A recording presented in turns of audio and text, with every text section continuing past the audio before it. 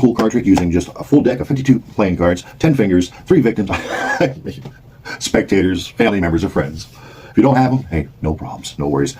It works just as good with just one person, and it still gets great reactions. The whole idea is basically going to take a full deck, give it to them, and tell them to cut those cards anywhere they like. It doesn't matter how deep they go, how shallow they go. But once they make that cut, flip the rest of the deck over and just throw it on top.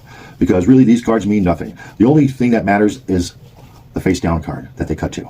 Put those cards down, boom, place the rest of them, and go to the second spectator and do exactly the same thing. Have him cut as deep or as shallow as they want. Say this one decides to go shallow. Flip those cards over. First card that we come to that's face down, which should be coming up here pretty soon, that's going to be their card. The rest of the cards get thrown down just like so. And finally, the third spectator. He gets to cut down as deep as he wants or as shallow as he wants. Say he goes a little further down. Flip those cards over.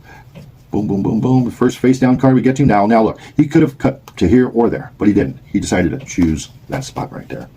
And now we're golden. Now all I have to do is just give the cards a quick little shuffle like so, maybe a little magical riffle, and boom. One card and one card only turns face up, and that's the ace of spades, which means if that's the ace of spades, you have the ace of diamonds, you have the ace of clubs, and you, sir, have the ace of hearts, which means you're lucky, you lucky dog. You looks like you're going to spend a lot of time clubbing in your life, and well, you better be making a lot of money. That's all I have to say.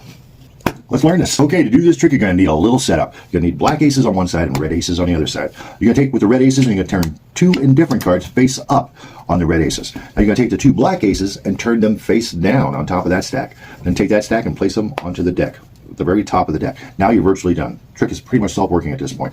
As soon as they cut the deck and place it on top like so, the very first card you come to, which will be a face down card, be careful here though, you're going to show that that's their card. Give it to them. They could have cut anywhere. They could have cut here. They could have cut there.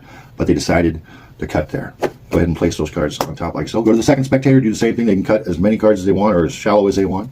Say they do that. Spread the cards. First face down card you come to. Now you don't want to do this. You do not want to do this.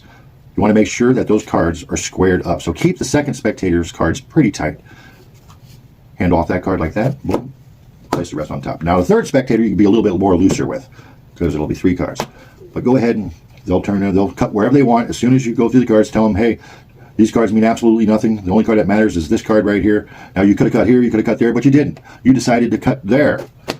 Go ahead and place those cards on top like so. Give the cards a little riffle shuffle like so. And all this does is hopefully puts the ace of spades somewhere in the middle of the deck.